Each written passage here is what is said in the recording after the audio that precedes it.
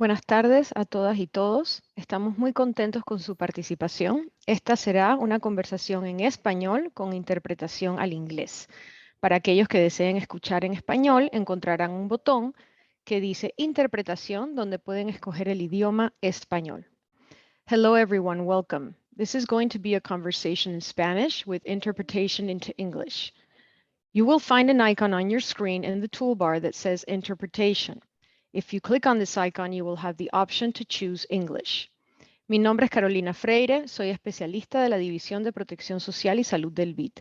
En esta próxima hora compartiremos testimonios de protagonistas que estuvieron en primera línea de la respuesta ante el COVID-19. Tendremos un panel con invitados especiales y un espacio para comentarios y preguntas.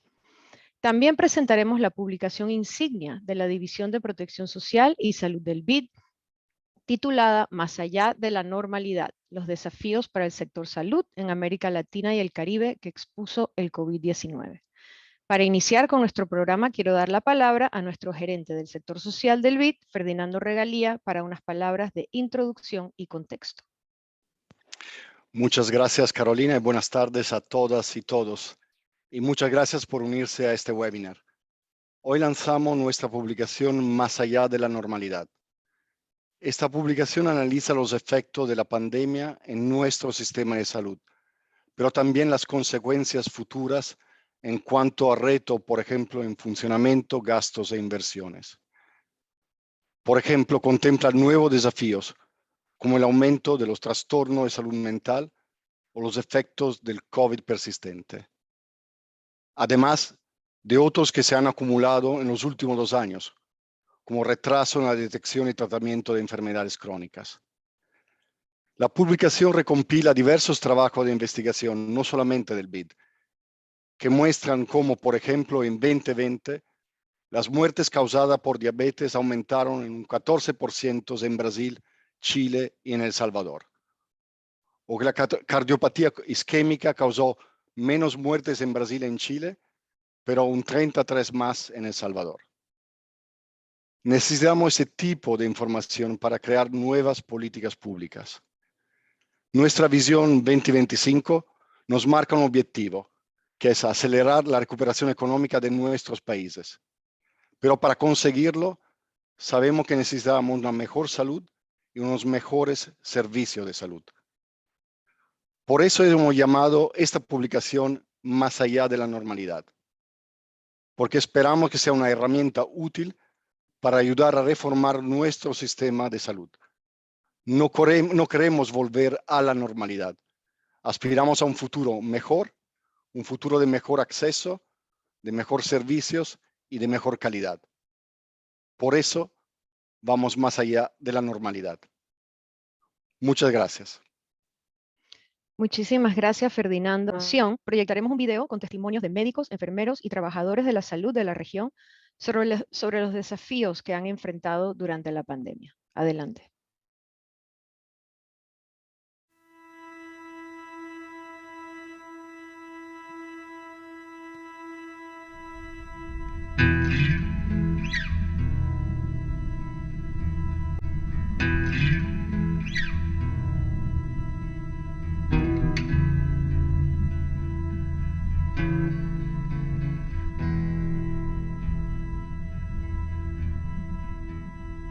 Los médicos nos sentimos al principio, yo diría, muy tristes, porque la medicina que habíamos aprendido no curaba. Lo que funcionaba siempre de una forma para tratar los síntomas que tenía el coronavirus, teníamos que aprenderlo de vuelta. Si algo bueno dejó la pandemia es poner la salud mental sobre la mesa. Los médicos son parte de la sociedad y vivían lo mismo que vivían sus propios pacientes. Comprendían la ansiedad porque la estaban viviendo, el miedo a enfermar, el miedo a contagiarse. Saber que obviamente en el contexto de una pandemia nosotros estábamos desfortalecidos, estábamos desarmados, la medicación escaseaba, el oxígeno, el suministro de oxígeno también escaseó, el manejo de la cantidad de ventiladores mecánicos no daba abasto para la cantidad de pacientes que nosotros teníamos, entrar definitivamente en un protocolo de guerra, ¿no? era muy triste ver a la gente también cómo llegaba demasiado deteriorada. Ya no se podía hacer muchas cosas en algunos casos, ya que su enfermedad se estaba totalmente muy avanzada, ¿no? Por la falta de personal, pues trabajábamos 16 horas al día, ¿no? Por 5 días. Entonces, sí era muy cansado y pues yo creo que para que el demás personal desertara fue eso, ¿no? Que el temor principalmente y pues cuidar a su familia, ¿no?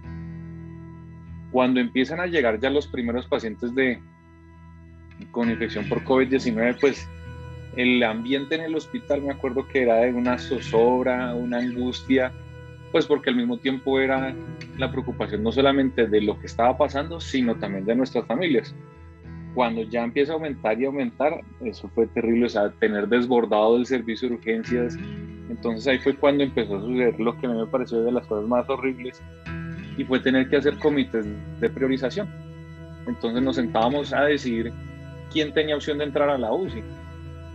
In my case, the biggest fear was actually losing a loved one. I didn't lose a loved one through this pandemic, but however, I always knew that I am a high-risk individual, meaning that I would be directly exposed, so therefore I had to take precautions. But the biggest fear was carrying home this, I didn't want it to reach at home, to meet my children, to meet my husband, and I actually have elderly persons like my mothers and aunts. Aún no hemos salido de la pandemia, sí es cierto, ya se ve una disminución de casos, pero es una realidad y es por lo visto algo con lo cual ya vamos a vivir. Entonces un reto grande para nosotros es buscar estrategias para poder seguir y convivir con esto y seguir trabajando con esto.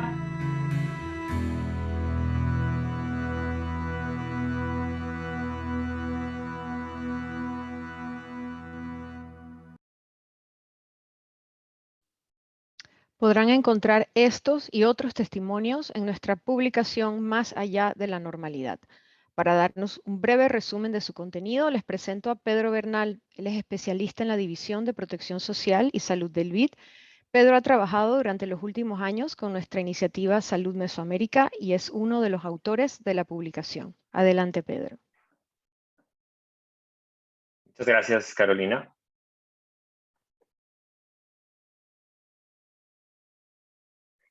En los últimos 2 años, nuestras vidas han experimentado una disrupción enorme. Se ha transformado la manera en que trabajamos, la manera en que los niños asisten a la escuela, la manera en que socializamos y también la manera en que recibimos servicios de salud.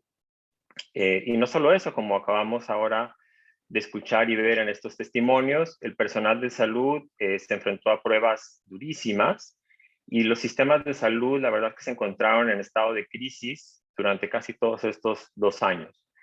Y una pregunta que nos hacemos frecuentemente, nos hemos hecho frecuentemente durante todo este tiempo, es ¿cuándo es que volveremos a la normalidad?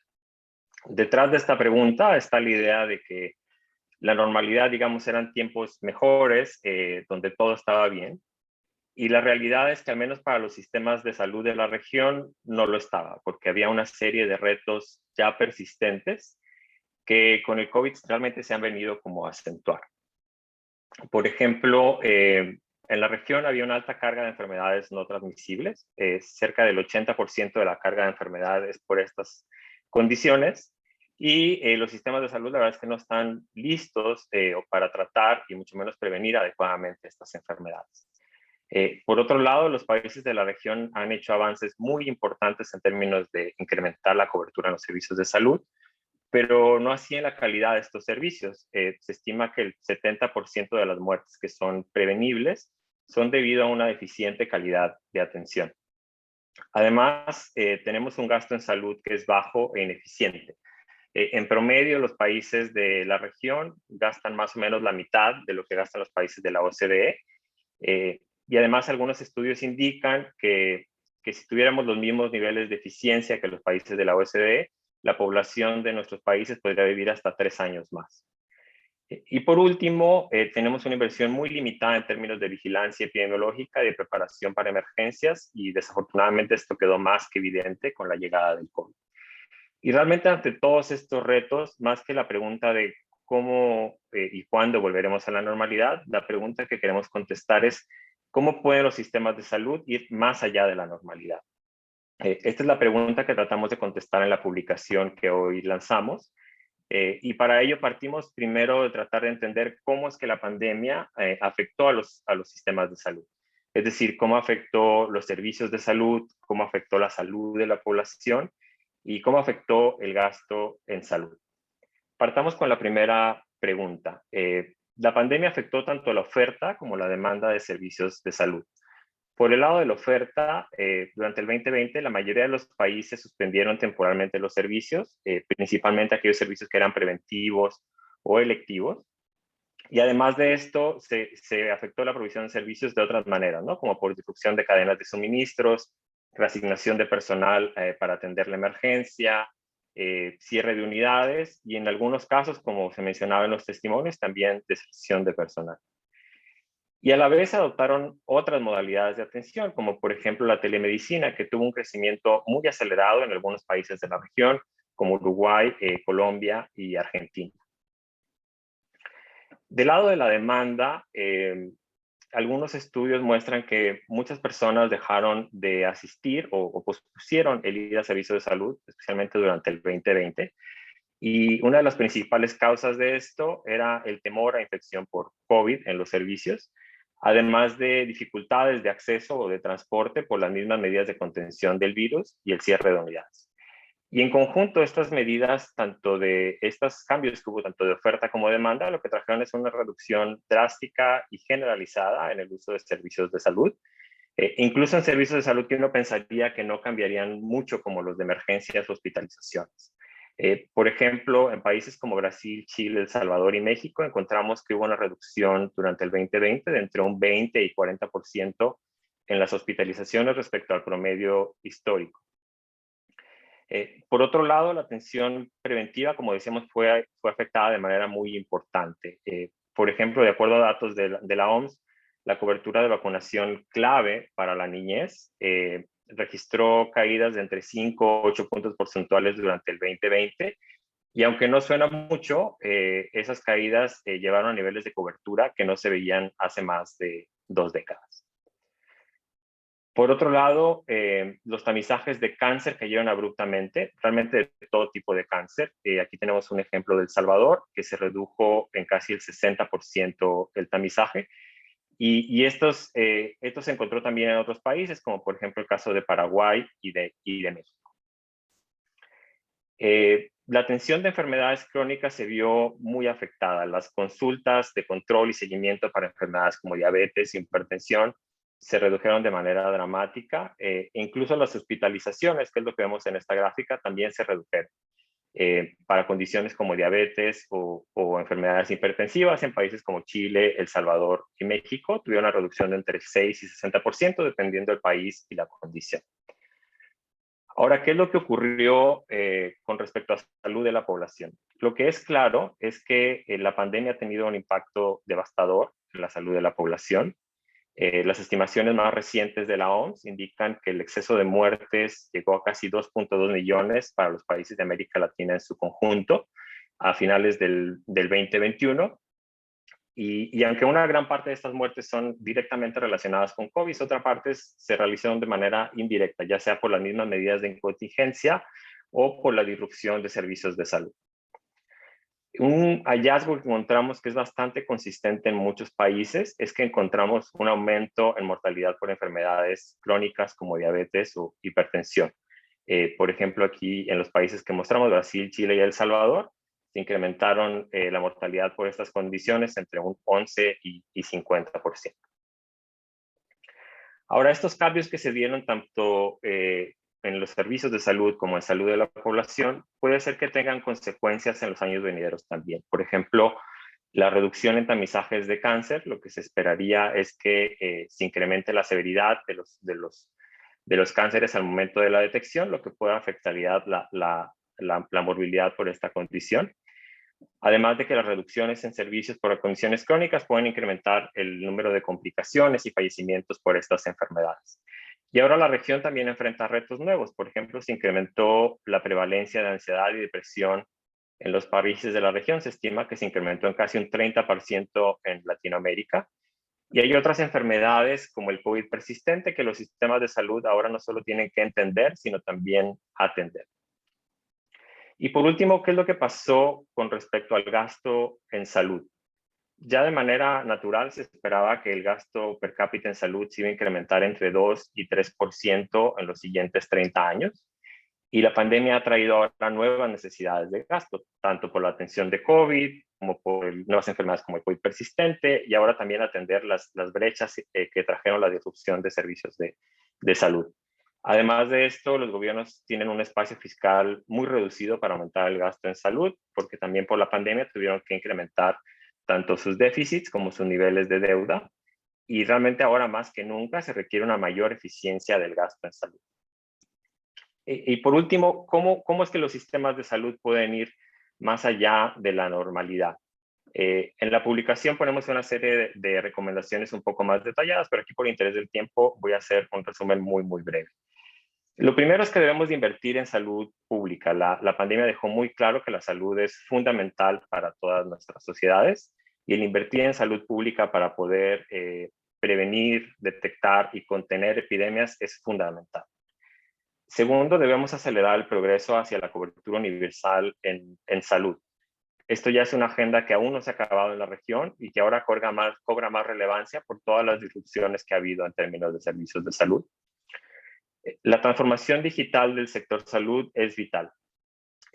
Las tecnologías digitales pueden realmente ser muy prometedoras porque pueden ser una manera en que se puede incrementar tanto la eficiencia, el acceso y la calidad de los servicios de salud. Y por último, debemos reactivar y fortalecer la integración regional de políticas en salud. También la pandemia dejó claro que lo que sucede en términos de política de salud a nivel local también está muy conectado con lo que sucede a nivel global.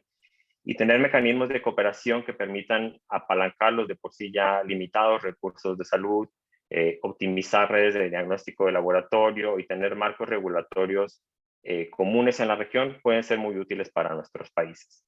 Y como ven, la región y los sistemas de salud enfrentan grandes retos en los años que vienen.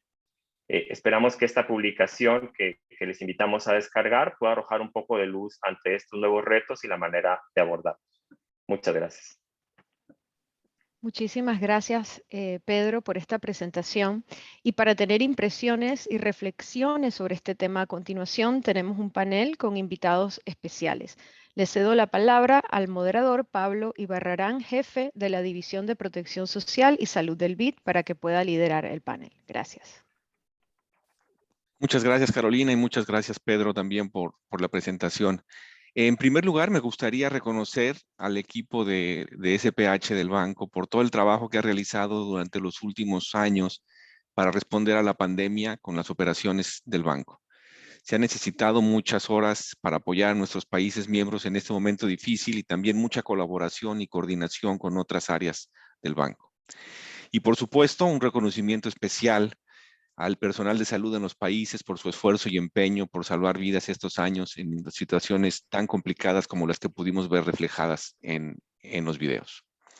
Como mencionó al inicio Ferdinando, la salud es fundamental para la recuperación de la región en esta crisis.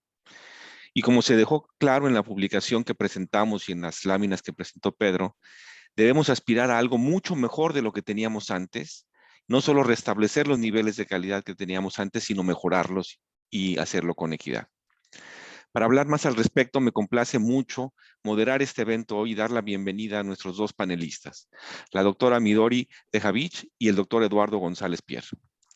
Midori es economista con más de 25 años de experiencia en investigación, diseño e implementación de políticas.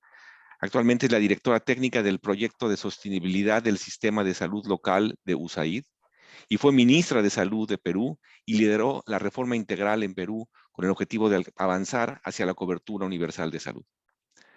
Por su parte, Eduardo se desempeña como director técnico senior de financiamiento de salud en Palladium. También es economista con más de 25 años de experiencia en los sectores de salud y seguridad social. Ha contribuido al desarrollo de la política de salud en México con reformas importantes y por varios años fue viceministro de la Secretaría de Salud en México. Es realmente un lujo y un gusto contarlos con nosotros. Les recuerdo a todos que pueden enviar sus preguntas y respuestas en el botón de preguntas y respuestas que está en el icono de Zoom, en la parte inferior de la pantalla. Mientras envían preguntas, comienzo con algunas que teníamos preparadas y la primera la dirijo a Midori. Midori, usted ha escrito sobre el progreso sustancial en Perú y en otros países que han logrado hacia la cobertura universal de los servicios de salud. Dado esos avances que había, ¿le sorprendió la forma en que el COVID-19 afectó los servicios de salud en la región?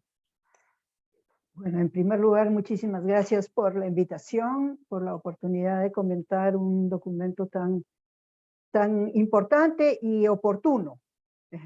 Estamos, como comentábamos hace un rato, en un momento en el que queremos reconocer la importancia de documentar las experiencias buenas y malas para poder aprender. Este ha sido un proceso tan sumamente costoso que no lo podemos dejar pasar sin hacer los mayores esfuerzos de aprendizaje. Regresando a la pregunta, efectivamente, sorpresas en varios niveles, ¿no? Digamos, creo que esto lo compartimos muchos. Todos los sistemas de salud entraron en estrés y han padecido de este shock, hasta los que consideramos los más robustos y maduros.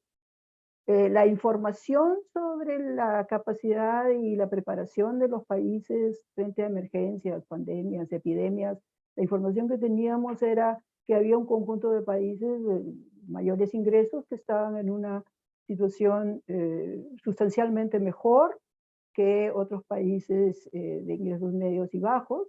Y lo que vimos al final es que esa información no estaba reflejando en realidad la situación de los sistemas de salud a nivel global. Entonces, tener información, ser más realistas en la forma en que recogemos esta información, creo que es una lección hacia adelante también. Me sorprendió lo poco eficaz y equitativa de la respuesta global frente a la pandemia, y ese es un gran tema, y imagino que va a llevar a reformas sustanciales respecto de la salud global. Y me sorprendió también en Latinoamérica la poca acción conjunta o regional entre países, a pesar de que la región cuenta con múltiples plataformas y espacios y acuerdos, convenios de cooperación entre países, de instituciones regionales, multipaís. Sin embargo, en mi perspectiva no me sorprendió que no pudiéramos efectivamente tener una acción concertada a nivel regional más fuerte y una voz más fuerte también en el concierto global. Otra cosa que a mí me sorprendió mucho y creo que también es central a la discusión que estamos teniendo, es que frente a una pandemia que es fundamentalmente un problema de salud pública, muchos de los países, o por lo menos algunos de los países de la región, enfrentaron esto desde una respuesta hospitalaria. Y esto seguramente es porque había un reconocimiento de una debilidad en la salud pública, una debilidad grande en testeo, en seguimiento de contactos, capacidad de laboratorios, que no habíamos estado mirando con suficiente cuidado. Y con esto quiero terminar, y creo que todos estos puntos son agendas que tenemos que abordar. Y fundamentalmente, yo he sentido que habíamos tenido una discusión internacional, nacional, local sobre la cobertura universal de salud, pero de alguna manera pensando que esta parte de salud pública era algo que sabíamos hacer, que los ministerios eran experimentados en esto y no hemos ligado más conceptual y operativamente estos dos urgencias, la cobertura universal y cómo incluir en cobertura universal el fortalecimiento de la salud pública, de nuestra capacidad de responder a estos shocks. Y eso creo que es una tarea pendiente. Seguimos de alguna manera hablando de salud pública por un lado, cobertura universal por otro, y tenemos que integrar esos dos conceptos, porque los retos están en ambos lados, ¿no? Y con esto paro aquí. No, muchísimas gracias por la respuesta. Creo que bien interesante el tema de cómo incorporar estos temas de salud pública en la discusión de la cobertura universal y para poder dar una respuesta más adecuada en los niveles, ¿no? Y sí, bueno, todos los problemas que hubo al inicio en términos de hacer un testeo y de tener capacidad de responder. Y bueno, también hablaremos después también de los temas regionales. Muchísimas gracias. La siguiente pregunta es para Eduardo.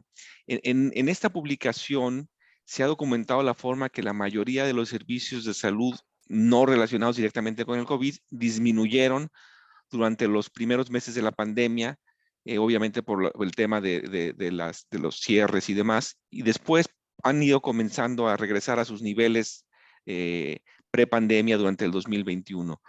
¿Cuál es su reflexión sobre la resiliencia de los sistemas de salud y la posibilidad de volver a retomar estos servicios esenciales? Pablo, gracias por la pregunta. También me sumo al agradecimiento de la invitación y sobre todo a las felicitaciones sobre el excelente documento que el equipo técnico del VIDA ha realizado. Espero que sea uno de muchos que inviten a la reflexión. Parte de ir más allá de la normalidad es entender bien lo que pasó. Creo que todavía no nos queda claro y vamos a estar poco a poco asimilando lo que pasó. Y una forma de salir más allá de la normalidad, de salir fortalecidos, lo cual quiere decir construir sistemas mucho mejores, más robustos, más confiables. Yo creo que la forma de entender lo que pasó y cómo vamos a regresar a niveles prepandémicos, que no van a ser los mismos, van a ser niveles distintos en composición y alcance, es verlo desde el lado de las necesidades y también de la respuesta del sistema. Yo creo, y el documento hace un excelente trabajo en el análisis de los egresos hospitalarios de 4 sistemas de salud, es que hay una combinación de efectos que van a hacer que las necesidades regresen, pero regresen cambiadas, y los menciono brevemente. En primer lugar, las secuelas de los pacientes COVID. Sabemos que mucha gente se infectó, afortunadamente se recuperó, pero todavía no entendemos qué va a querer decir eso en términos de necesidades.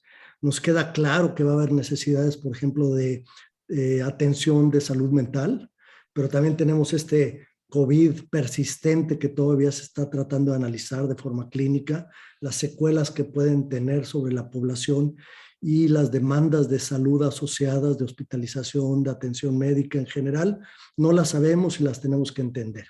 Entonces va a venir más necesidad por este primer efecto. Segundo efecto, y que también el documento lo hace muy contundente, es toda la atención que no se otorgó. La postergación, eso quiere decir, como lo decía Pedro, cánceres que no se detectaron a tiempo, o si ya estaban detectados no se trataron de forma suficiente. Eso quiere decir diabéticos que no pudieron atenderse, no tuvieron su insulina, por lo tanto generaron un daño.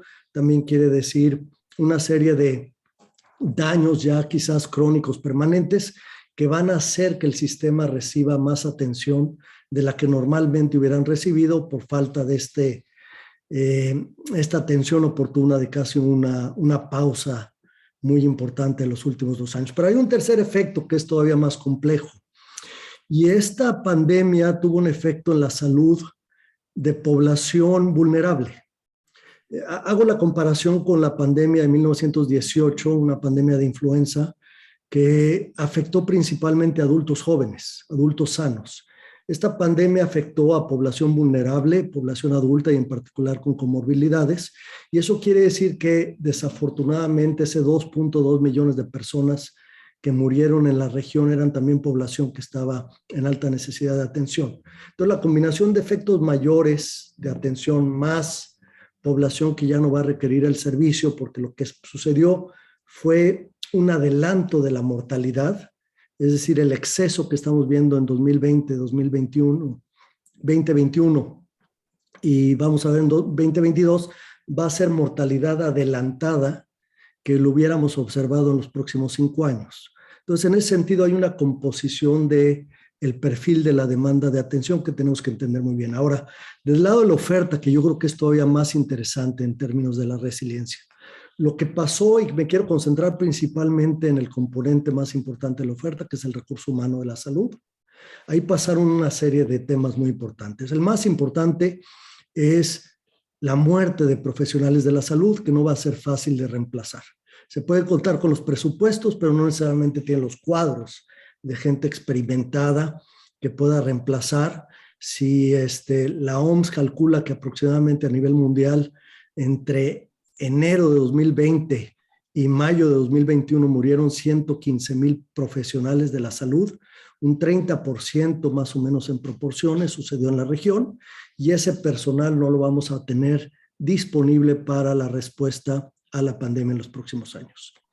Segundo punto muy importante es que hubo una reducción permanente en los profesionales de la salud. Lo comenzaba el doctor Villegas, hubo deserción en muchos países, y conozco mejor el caso del Instituto Mexicano del Seguro Social. Hubo una jubilación anticipada de muchos trabajadores. Es decir, la gente, sobre todo los trabajadores arriba de 60 años, se sentían expuestos.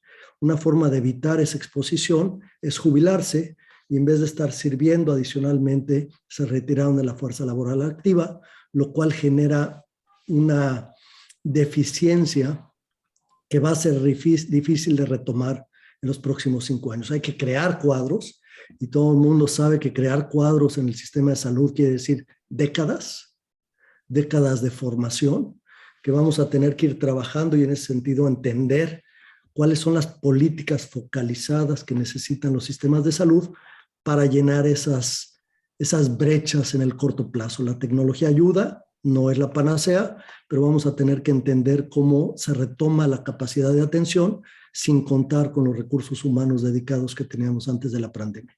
Y el tercero, que más me preocupa y es un poco más difícil de conceptualizar, son los daños en la confianza en las instituciones que tuvieron los profesionales de la salud. Todos los temas de falta de equipo de protección personal. Nos comentaba el doctor Villegas en su testimonial, el que los médicos, las enfermeras estuvieran necesitados de saber a qué paciente desconectaban, porque los cuidados intensivos, eso genera una falta de apego, eso genera un daño en la confianza en las instituciones, eso genera problemas de credibilidad que al final del día se reflejan en lealtades institucionales, que también se reflejan en calidad y calidez de la atención. Entonces, ese es quizás un capital moral, un capital de confianza, de lealtad que no podemos cuantificar, pero que es bien importante para la respuesta y para la resiliencia. Entonces, ese yo creo que va a ser un efecto muy importante que también tenemos que abordar con políticas muy bien diseñadas para tratar de entender cómo retomamos el camino hacia un sistema de salud mejorado, y para mejorarlo hay que entender bien cuáles son esas políticas que nos pueden llevar a la normalidad, o de preferencia a una normalidad mejorada. Gracias, Pablo. No, muchísimas gracias, Eduardo. Creo que levantas unos temas súper interesantes y que sin duda tienen mucha relevancia para lo que sea planear estas, ¿no? las inversiones y las estrategias en este contexto tan difícil, y al mismo tiempo manteniendo el cierto momentum, digamos, de que la agenda de salud está todavía muy a la vista, pero cómo mantener esa relevancia. Le recuerdo a los participantes, sé que ya han llegado varias preguntas en el chat, pero que pueden hacerlo y ahorita pasamos a ellas.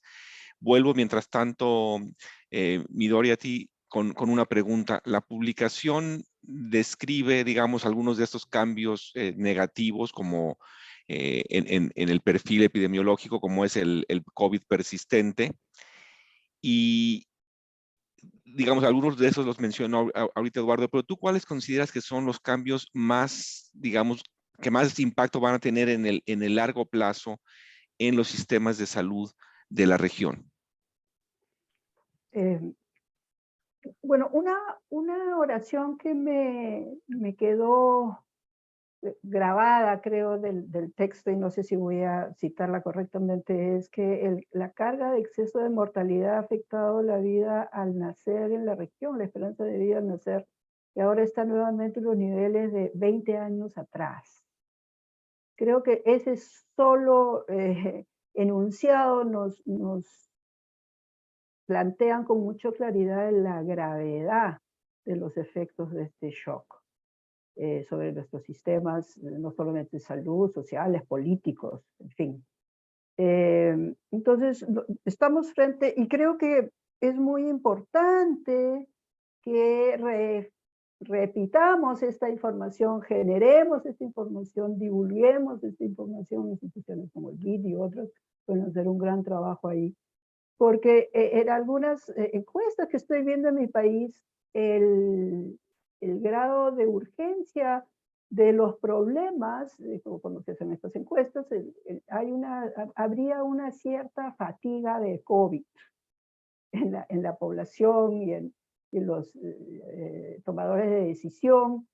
Aparece en séptimo lugar, antes está el empleo, en fin, otros aspectos de la vida humana que han sido afectados también fuertemente por COVID. Entonces, tener esta información, poderla comunicar con claridad. Estamos ante una situación de crisis, hay aumento de niveles de pobreza adicionalmente, con lo cual es necesario atender rápidamente y en el mediano y largo plazo y romper esta inercia, este círculo perverso entre pobreza, mala salud, etcétera, ¿no? Entonces, creo que estamos en uno de esos momentos donde los temas estructurales son absolutamente fundamentales. Entonces, estos cambios que ya bien ha descrito Eduardo sobre el estado de salud, la carga de enfermedad digamos, las atenciones no brindadas, este déficit de atención, este embalse de atenciones es algo que los sistemas tienen que reconocer en toda su magnitud. Y mirando los cambios más profundos, ¿cuáles son los cambios en los sistemas de salud hacia los cuales parece que hubiese consenso, por lo menos desde la academia y en fin, es que tenemos que movernos por todas las razones que ustedes han mencionado a mirar otra vez, y esta es una agenda, no es nueva, la atención primaria, ¿no? Y la atención primaria creo que ahora está frente a retos nuevos. Sin embargo, esta agenda pendiente en muchos países está aún enfrentada a retos nuevos, como digo, porque es integrar y aumentar esa capacidad preventiva, incorporar mejor los determinantes sociales de la salud dentro de la atención primaria, cómo podemos tener nuevas generaciones de profesionales y personal de salud que tenga los lentes puestos de los determinantes sociales de la salud. Este es el momento para pensar en eso. Obviamente también elevar la capacidad resolutiva de la atención primaria. Las personas, las familias son racionales y lógicas. Si no encuentran soluciones efectivas en la atención primaria, en los primeros niveles de atención, es lógico que vayan a los hospitales donde está concentrada esa capacidad resolutiva, causando todos los problemas que conocemos. Y además la atención primaria tiene que elevar su capacidad de respuesta a shocks. Ha sido y está muy bien documentado en el documento las caídas de atención y las consecuencias sobre la salud que esto ha tenido. En mi país, lamentablemente debo decir, inclusive al inicio de la pandemia se cerró el primer nivel, por una serie de razones. Entonces ustedes se imaginan lo que eso ha implicado en términos de tratar de recobrar los niveles de atención no brindados. Entonces, una atención primaria que tiene que ser vuelta a colocar en la agenda, pero con estos retos adicionales. Y la pregunta que yo me hago es, regresando a lo primero que decía, es, miramos con cierto optimismo, si ustedes quieren, a las oportunidades que la pandemia podría abrir en términos de atraer atención hacia el sector y los recursos que se necesitan para enfrentar estos retos. Un acercamiento entre el Ministerio de Economía, los Ministerios de Economía y los Ministerios de Salud que probablemente no se han visto antes, cómo seguir construyendo sobre eso. mantener la atención de la salud, porque, y esta es una idea sobre la cual venimos trabajando, esta construcción de los nuevos sistemas, o regresar a sistemas que estén más fortalecidos, en ese momento creo que tiene que ver con restablecer, reconocer las viejas y las nuevas prioridades bajo los aprendizajes que hemos tenido y alinear mejor los recursos hacia estas prioridades, que definitivamente es una tarea de mediano y largo plazo también. Entonces, este momento, podemos aprovechar este momento donde las poblaciones, los ciudadanos, las autoridades presten efectivamente la prioridad y asignen los recursos para tomar estas decisiones más estructurales que necesitan nuestros sistemas de salud, ¿no? Y estamos en situaciones donde hay poco espacio fiscal, como sabemos. Entonces, como bien se ha dicho, mejorar la eficiencia de esos recursos, de todos y particularmente de los adicionales que se están requiriendo, es fundamental. Y mejorar la eficiencia de ese gasto significa muchas cosas, pero básicamente significan también dos cosas bien concretas. Una, mejorar las capacidades de ejecución y absorción de recursos por parte de los sectores de salud. Y el otro tema fundamental es en la agenda el tema de corrupción, ¿no? Ha habido desde el lado positivo flexibilidades para las ejecuciones presupuestales que han permitido enfrentar con rapidez, digamos, cubrir necesidades. Muchas de estas son muy buenas lecciones para mantener, pero todavía tenemos que mirar bien el balance entre flexibilidad y riesgos de corrupción, ¿no? Entonces, son todas las agendas, muchas de ellas no son nuevas, pero creo que COVID nos ha prestado lentes para verlas de otra manera y con otra urgencia. Sí, muchísimas gracias, Midori. Creo que en efecto, ¿no? La pandemia exacerbó muchas desigualdades, fragilidades, así como está este retroceso en la esperanza de vida. Sabemos que la pobreza, digamos, en 10 meses se perdieron 10 años de avance en cuanto a niveles de pobreza, aumento en desigualdad, participación laboral femenina, muchas cuestiones, y que la recuperación ha sido muy lenta, ¿no? Entonces, muchas gracias también por señalar estos puntos. Y bueno, antes de pasar a las preguntas del público, Eduardo, me gustaría, digamos, un poco tu reflexión respecto a enfrentamos los mismos desafíos, pero peores y con unas restricciones grandes, como mencionabas tú, por ejemplo, en términos del personal, ¿no? de los recursos humanos. ¿Cómo crees que podrían los sectores, los sistemas de salud, o qué reformas son necesarias para poder atender estos retos nuevos y acumulados y con estas restricciones en cuanto a la capacidad de respuesta?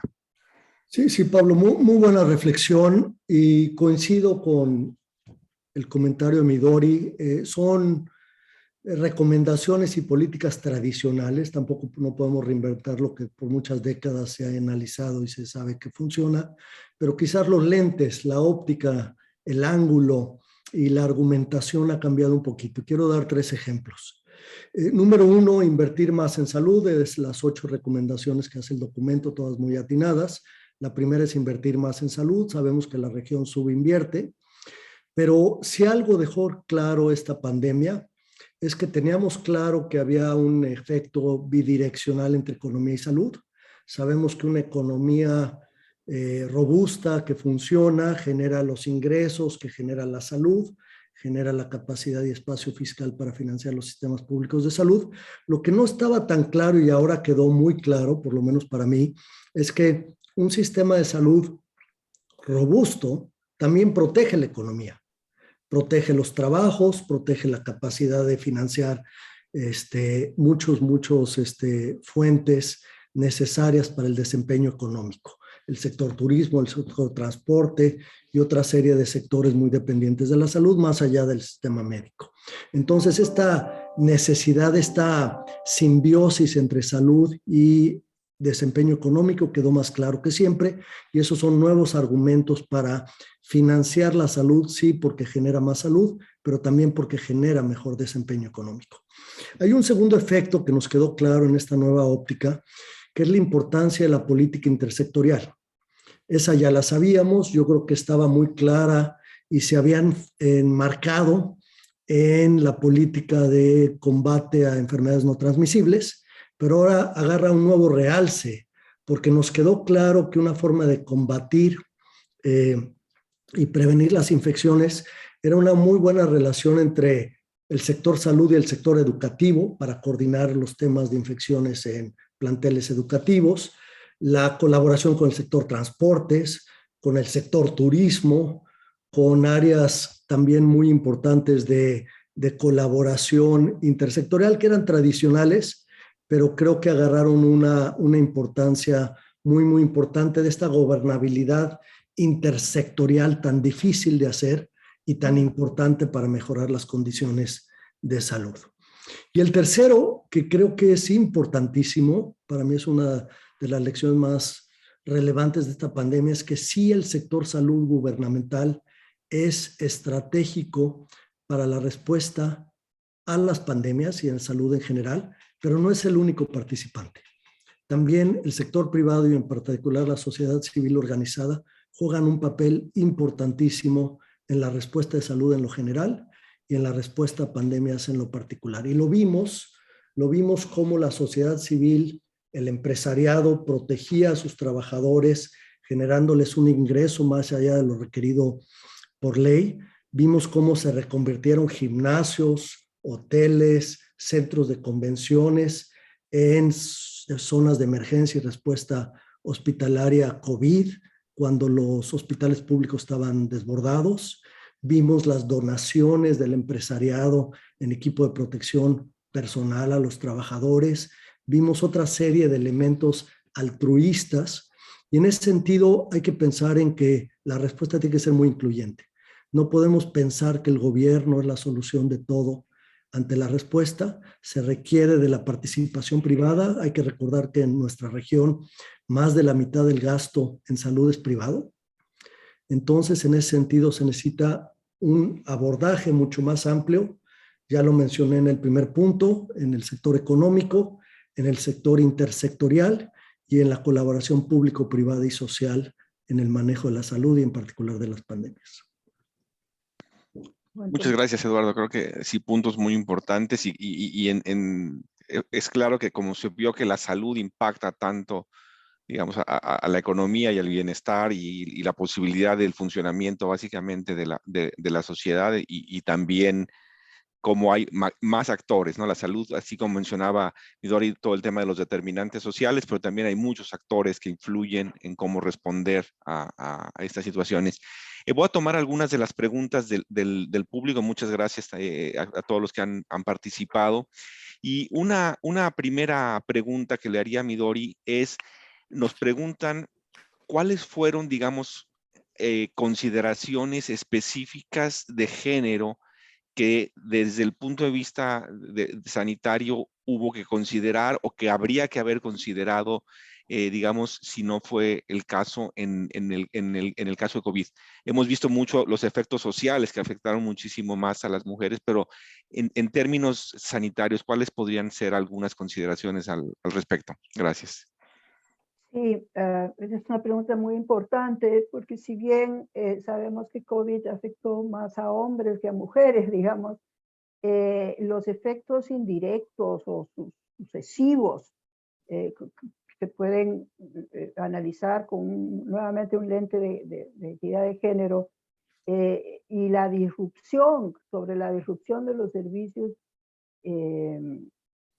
todos los servicios de planificación familiar, salud reproductiva y planificación familiar.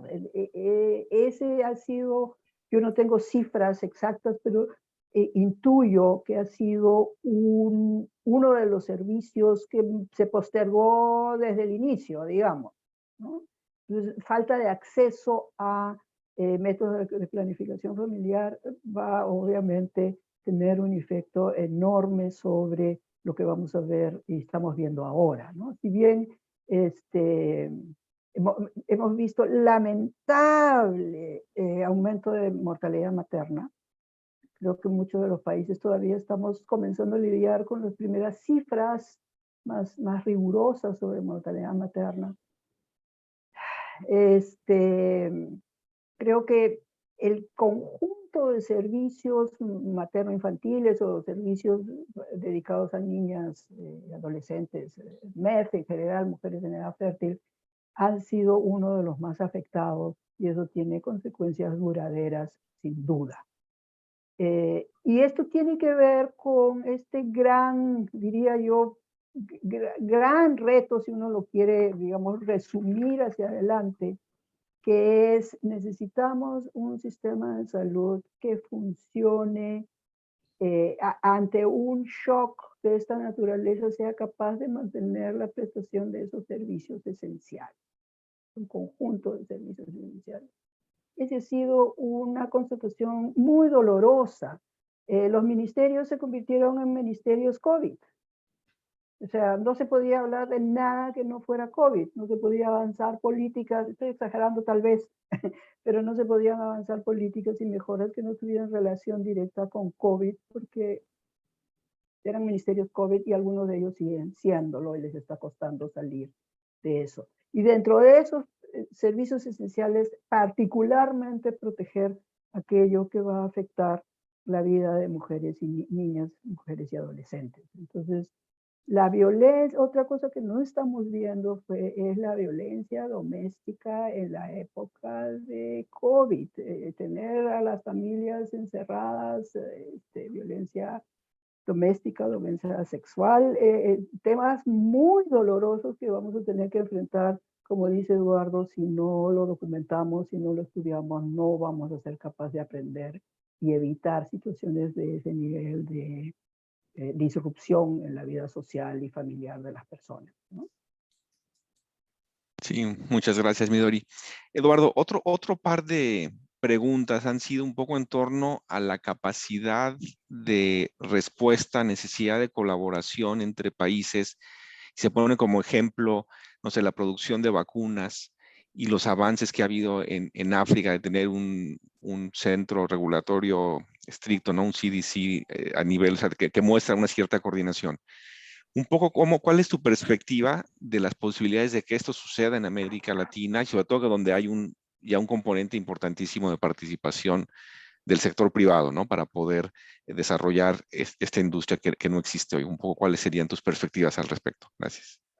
Gracias, Pablo. Voy a ser un poco crítico, pero así lo veo.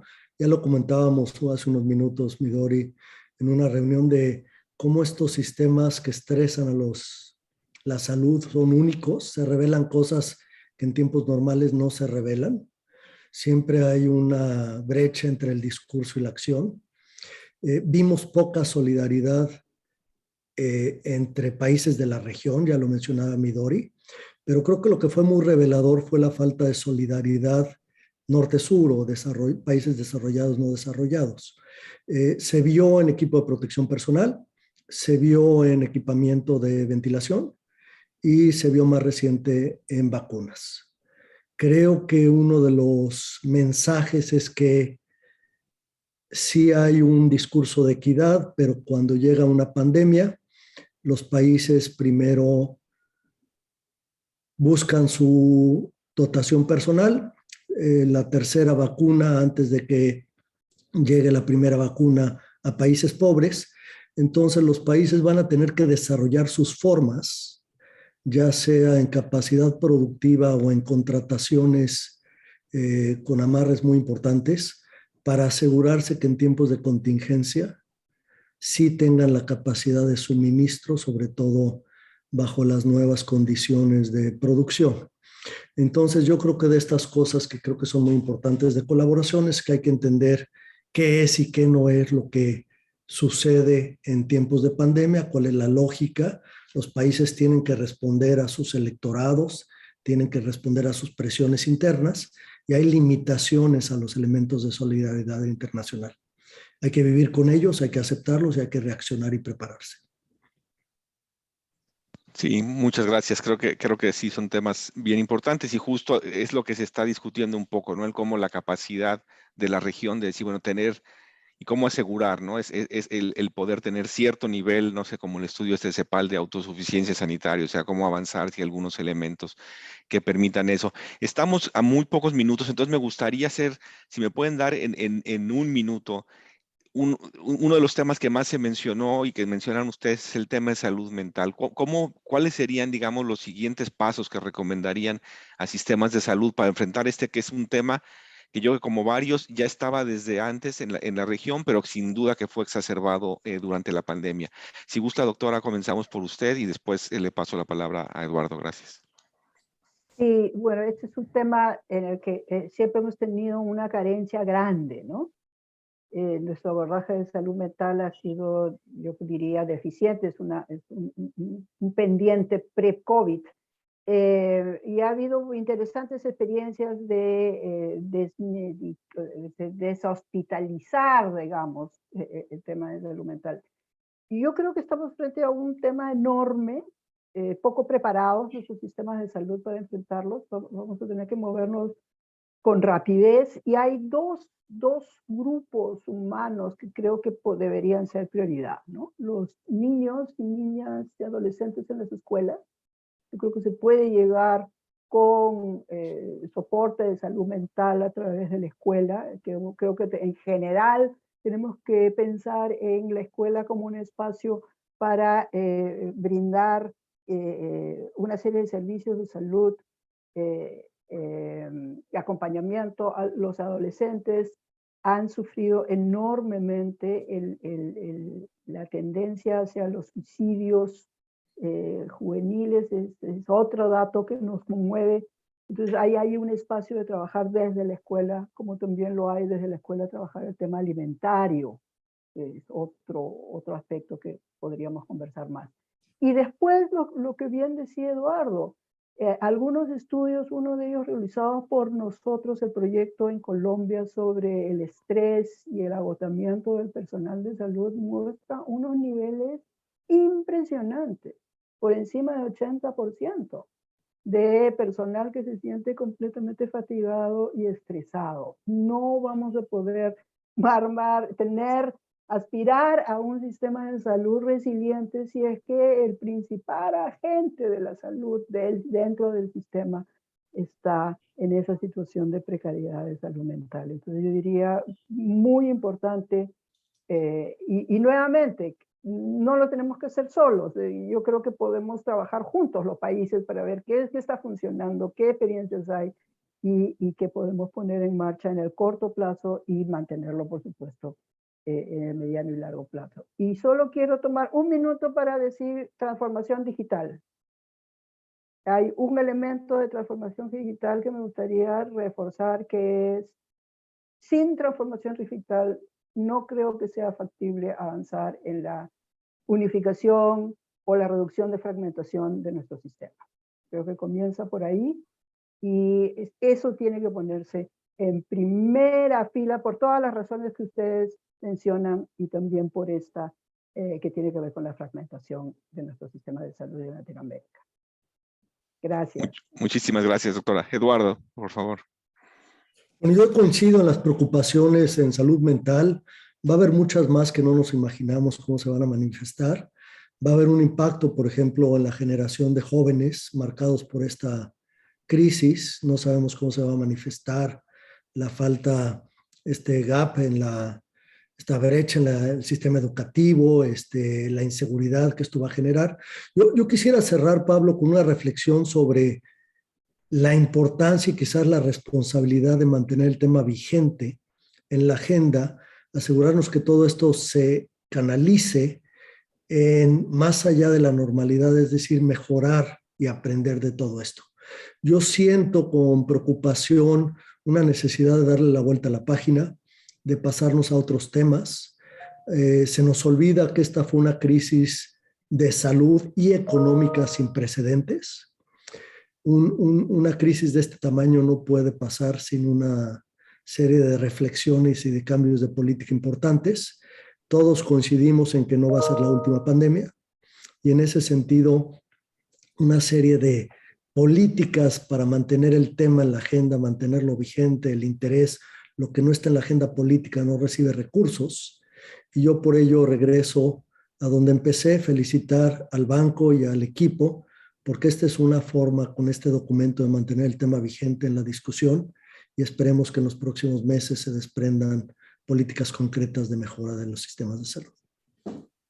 Muchísimas gracias, Eduardo. Sin duda hay que mantener este tema y hay esta tendencia a querer, y hay otros sin duda, otros desafíos. Entonces, hay muchos distractores muy importantes, pero sí es importante mantener el foco.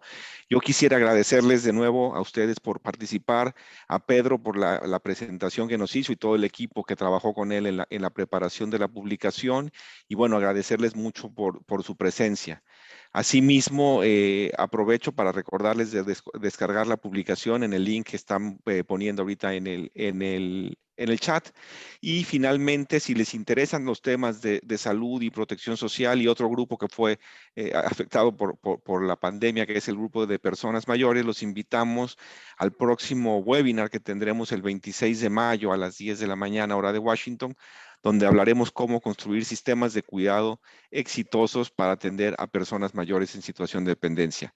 Tendremos como invitado especial al doctor Julio Bango, experto en el tema de Uruguay, y ahí dejamos también en el chat el link para la inscripción. De nuevo, muchísimas gracias, Eduardo, Midori y Pedro por su participación y que tengan muy buen resto del día. Hasta luego. Muchas gracias.